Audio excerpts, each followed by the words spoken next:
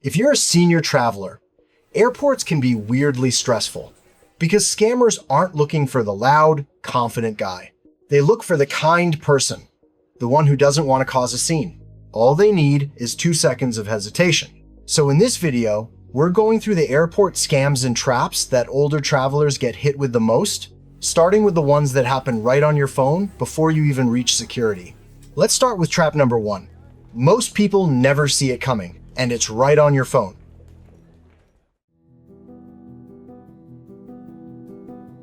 You're at the airport, trying to get Wi-Fi, open a map, or check a menu. You see a QR code on a wall and think, nice, 1 scan, done. That's exactly the moment scammers count on. Sometimes they slap a fake QR sticker right over a real one. You scan it, and it opens a page that looks official for just long enough. Then it asks you to log in, or pay a small fee, or confirm something. And if you enter your info, you're not confirming anything, you're handing it over. Here's the simple rule. If a QR code asks for a password or money, don't use it. Before you scan, look at the QR code sticker first, not your screen. If it looks bubbled, crooked, scratched, or like it's sitting on top of another code, skip it. If you really need the info, do it the boring way. That's usually the safer move. Open the Airline's app, type the website yourself, or ask a staff member for the real Wi-Fi name. What to say if someone's pushing you to scan? No thanks, I'll use the official app. And the problem usually doesn't stop at the QR code, because the next trap is the Wi-Fi you join right after.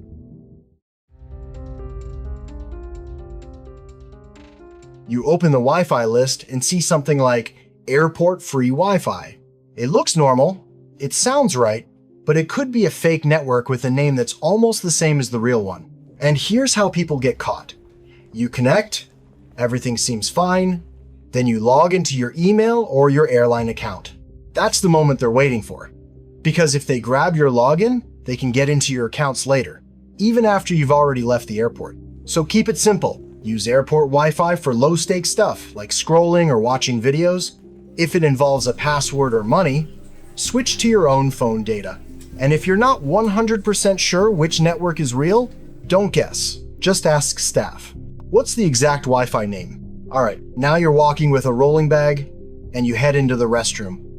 That's where trap number 3 starts.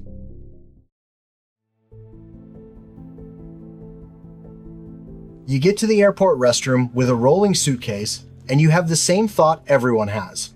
I'll just leave it right outside, I'll be back in a second. That second is all a thief needs. They don't have to run, they just grab the handle and roll it away like it's theirs. And nobody reacts, because people are moving luggage around non-stop. So make this your rule. Your suitcase doesn't wait outside the restroom. If you're traveling with someone, do the simple trade-off. One person goes in, one stays with the bags. If you're solo, bring it in with you and use the bigger option, the family restroom or the accessible stall. It's more space, the door closes, and your bag stays on your side of the lock. And if moving through the airport is getting tough, use the help that already exists. Wheelchair assistance isn't extra, it's a tool that keeps you safer and makes everything easier. Bottom line, if your hand isn't on your bag, it's not really yours anymore.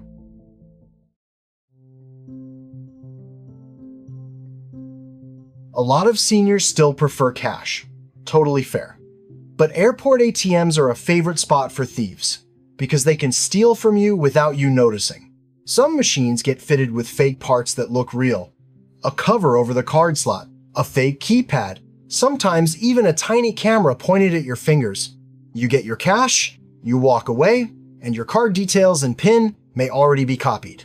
So take 3 seconds before you use any airport ATM. Give the card slot a quick wiggle, tap the keypad.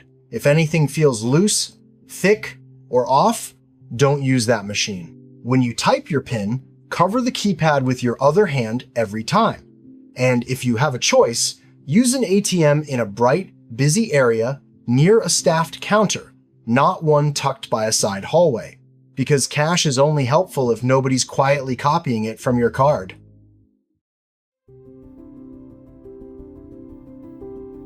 Most people treat a boarding pass like it's just a ticket. and a baggage tag like it's just a sticker. But that barcode can carry enough info to cause problems if the wrong person gets a clear photo of it. This hits seniors in a really innocent way. Some people keep old luggage tags on their suitcase like little travel souvenirs. The problem is, you're leaving readable trip info on the outside of your bag for anyone standing nearby. So here's the simple rule. Don't show barcodes in public, and don't keep old tags on your suitcase. No boarding pass selfies. Not half covered, not blurry. Just skip it. And once your trip is done, tear or cut through the barcode before you toss anything. Treat boarding passes and bag tags like temporary ID. Use them, then destroy the code.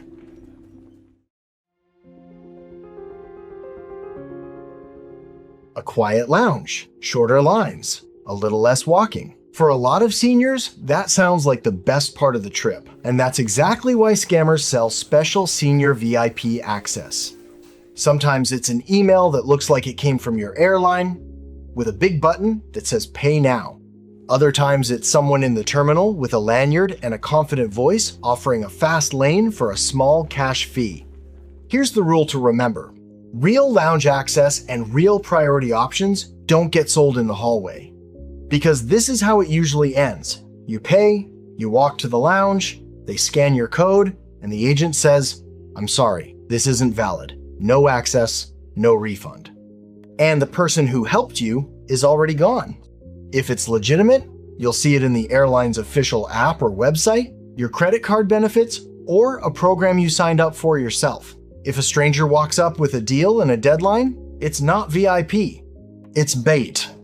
What to say? I'll check in the app. Thank you. And the next trap often starts the same way. Someone acting helpful right when you're tired and just want to keep moving.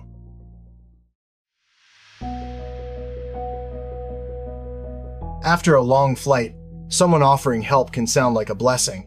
They've got a lanyard, a confident tone, and they're already reaching for your suitcase. Here's the problem. Sometimes the help turns into a shakedown. They grab your bag or your cart, start walking with you, and then the mood changes. Now it's, "You have to pay me," not a tip, a demand. And it's hard to say no when their hand is still on your luggage. So make this your rule. If you didn't request the help at an official counter, don't let anyone take control of your bag. Take the handle back and keep moving toward a real employee, an information desk, an airline counter, someone clearly working. What to say is simple. No thanks, I've got it.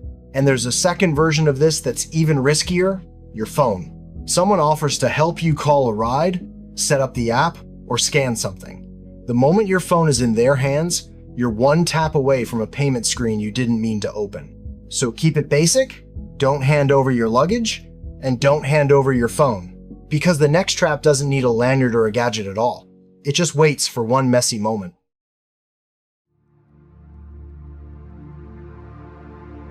This one works because you're a decent person. You're standing in line, and suddenly there's a little disaster right next to you. Coins spill everywhere, papers drop, someone bumps you and starts apologizing. Your instinct is to look down and help, and that's exactly the opening. While you're focused on the mess, a second person slides in close, calm and quiet, like they belong. They don't grab and run, they just unzip a pocket, lift a wallet, and drift away.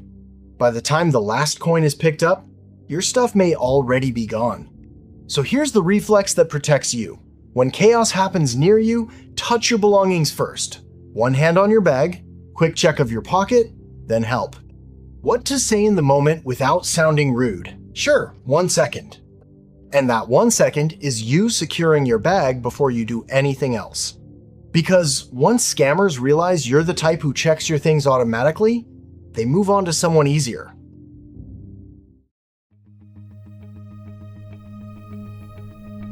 Lately, this scam has been spreading at airports across the US and Europe, and it's dangerous because it starts as help, not a threat.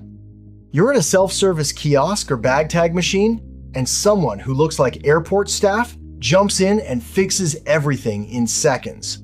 Friendly, confident, smooth, you're relieved. Then they hit you with a real ask. A Clipboard comes out with an official-looking charity donation form. There are already a couple amounts written in one high, one lower, so the lower one feels like the polite move. And now you're standing there thinking, they helped me, I should. That's the trap, guilt with a smile. Older travelers get targeted because you don't want to be rude, and charity makes it feel wrong to say no. This clipboard hustle has been common in parts of Asia for years, and now it's showing up more and more in the US and across Europe. Here's your line, calm and final. I don't donate in person, I only donate through the official website. And next time, keep it simple. If you need help at the machine, go to a clearly marked desk or ask a clearly identified employee, never the random helper who appears out of nowhere with a clipboard.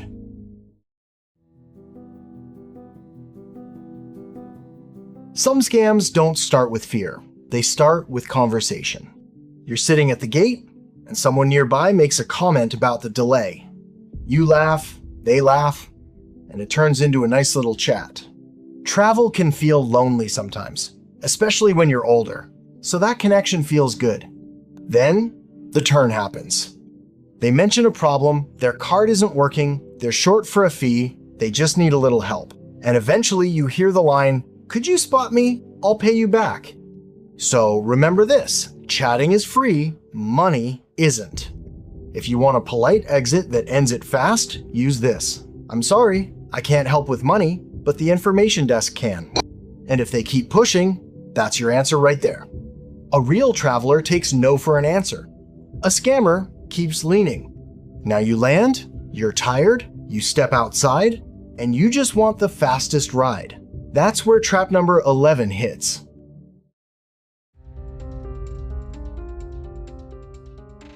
After a flight, you step outside with one goal, get in a car and sit down. That tired, just get me out of here feeling is exactly what scammers use. Sometimes it's a taxi guy who approaches you before you reach the official stand. He's friendly, confident, says there's no wait, and then the meter is broken, or there is no meter at all. You arrive and the price jumps way higher than it should. The other version is rideshare. They hang around the pickup area watching for people staring at their phones. They'll call out a name, act like they're your driver, and try to get you into the car fast. If you get in without checking, you can end up in an untracked ride, and that's when the pressure starts. Pay cash, or cancel the trip to fix the app. So here's the rule. Before you touch the door handle, match what you see to what's on your screen. Driver name and photo, license plate, car type. If it's not an exact match, it's not your ride. And if anyone tries to rush you, that's your sign to slow down. What to say calmly? I'm just confirming the car details. Because a real driver won't mind. A fake one will.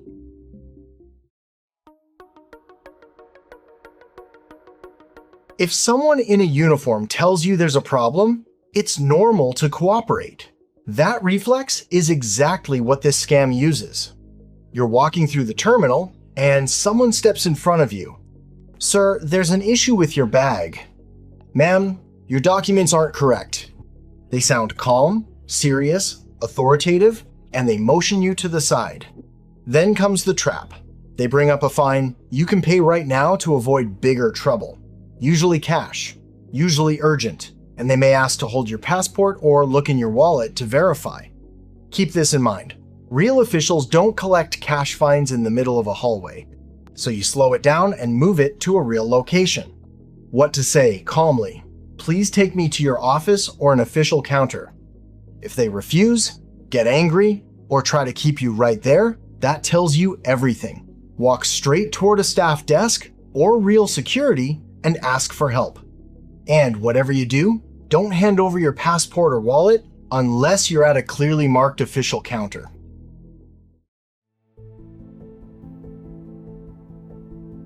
This one sounds harmless, and that's why it's dangerous. A stranger says, "Could you carry this for me?" Or, "Can you put this in your bag? Mine is overweight." If you're over 60, your instinct might be to help. You don't want to be rude. But the second you take it, it becomes yours. If it's something restricted or illegal, security isn't going to chase the stranger. They're going to look at you, because it's in your bag and your name is on the ticket. That can mean getting pulled aside, missing your flight, and spending hours trying to explain a situation you never agreed to.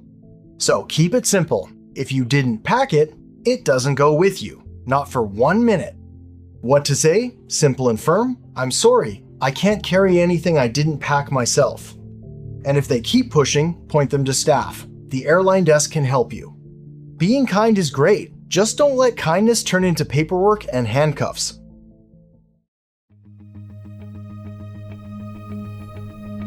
This is the final trap, and it hits seniors hard because it uses love and panic.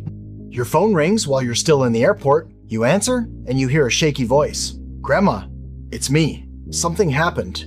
Please don't hang up." They talk fast. They sound desperate. They say there was an accident, they're in trouble, and they need money right now. For a lawyer, a fee, a ride, something urgent. Then they add the part that really messes with your head. Don't tell anyone, please. And here's what makes it scary. Sometimes it really does sound like your grandchild. They may even know names, addresses, and where you're traveling. That doesn't mean it's real. A lot of those details can come from social media, public info, or travel clues you didn't think mattered. And yes, voices can be imitated well enough to fool you when you're tired, emotional, and standing in a noisy airport. So remember the 2 red flags: urgency and secrecy. If they're rushing you and trying to isolate you, that's the scam. Here's what you do instead. You pause and you verify. You hang up and call your family back on a number you already have saved, or you text another relative and ask, where are they right now? One quick check usually breaks the whole story. And if you want the strongest defense, set up a family code word before anyone travels. Just a short phrase only your family would know. If they can't say it, the call ends. Scammers want you scared and moving fast. The moment you slow down and check with your real family, their plan falls apart. If you're a senior traveler, none of this means you should be afraid to fly. It just means you shouldn't have to rely on luck. Scammers don't win because they're brilliant. They win because airports are loud, rushed, and distracting, and good people don't want to make a fuss. So keep 3 reflexes in your pocket. If something wants a password or money, don't scan it. Go through the official app or type it in yourself. If you're on airport Wi-Fi, keep it for low-stakes stuff and save logins and payments for your own data. And when anything chaotic happens near you, your first move is simple. Hand on your bag, quick pocket check, then you help. You can be kind, you just don't have to be easy. Now tell me in the comments, which trap surprised you the most? And if you travel with a parent, a grandparent, or a friend over 60, share this with them, because one saved video can prevent a really bad day. If you want more airport safety tips like this, hit like and subscribe.